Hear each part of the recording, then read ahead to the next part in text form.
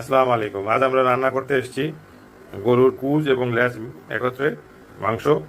আমরা বলতে আমি আর আমার ওয়াইফ নাহিদের রান্নাঘরে সিও নাহিদ চৌধুরী। আসুন আমরা রান্না করি। প্রথমে আমরা আধা কাপ তেল হাঁড়িতে দিয়ে নেব। হাঁড়িটি প্রথমে বসিয়ে একটু গরম করে নিতে হবে। এরপর আমরা দেবো বিভিন্ন ধরনের মশলা, তেজপাতা, দারচিনি, লবঙ্গ, ছোট বড় এলাচ এবং গোলমরিচ।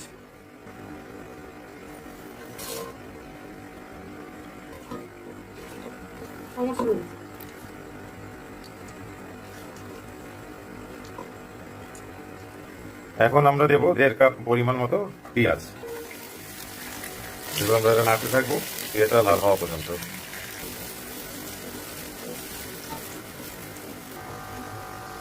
এবার পেঁয়াজ হালকা লাল হয়ে গেলে আমরা দেবো পরিমাণ মতো হলুদ ও মরিচ গুঁড়া দিয়ে পেঁয়াজের সাথে মিশিয়ে নেব। এরপর আমরা দেবো আদা রসুন বাটা পরিমাণ মতো দিয়ে এটিও আমরা ভালো করে নেড়ে পেঁয়াজের মিশ্রণটির সাথে মিশিয়ে নেব। একটু পানি দিয়ে এখন আমরা মশলাটা একটু কষিয়ে নেব। এখন আমরা দেবো লবণ, পরিমাণ মতো লবণ, জিরা গুঁড়া ও ধনে গুঁড়া। এরপর এটিও পেঁয়াজের মিশ্রণটির সাথে আমরা মিশিয়ে নেবো ভালোভাবে।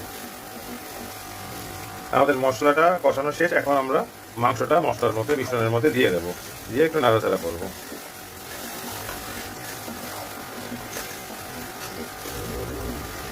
এখন মাংসটি আমরা ঢেকে দেবো। দেখুন মাংস থেকে প্রচুর পানি বের হয়েছে। আমরা এই পানিটা দিয়ে মাংস কষে নেব। আমাদের মাংসটি কষানো শেষ। আমরা অফ ক্যামেরায় ভালোভাবে মাংসটি কষিয়ে ভুনা ভুনা করে নিয়েছি। এখন আমরা কটি আস্ত রসুন দিয়ে দেবো, দিয়ে ভালোভাবে মাখিয়ে দেবো। আমি একটু রান্না করি, আর স্ত্রী এতক্ষণ রান্না করেন, এবার আমি একটু করি।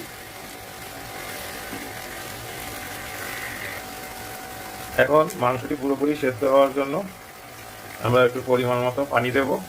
পানি দিয়ে মাংসটি একবার ভালোভাবে নাড়াচাড়া করে আমরা ঢেকে দেবো।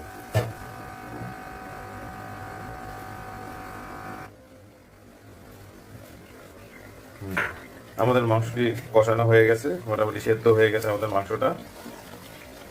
আমরা এখন পরিমাণ মতো গরম মশলা গুঁড়া ও জিরা গুঁড়া দেবো। মাংসের সাথে একটু মিশিয়ে নিচ্ছি। আমাদের মাংস রান্না কমপ্লিট হয়ে গেল। মজাদার গরুর কুজ ও লেজ একত্রে মাংসের তরকারি বা মাংসের কারি। যাই হোক, যারা এতক্ষণ ভিডিওটি ধৈর্য সহকারে দেখলেন তাদের সবাইকে ধন্যবাদ এবং আমাদের চ্যানেলটি সাবস্ক্রাইব করার জন্য অনুরোধ রইল এবং আমাদের রান্না সম্পর্কে আপনার মতামত কমেন্ট বক্সে করার জন্য অনুরোধ রইল। ধন্যবাদ। আসসালামু আলাইকুম।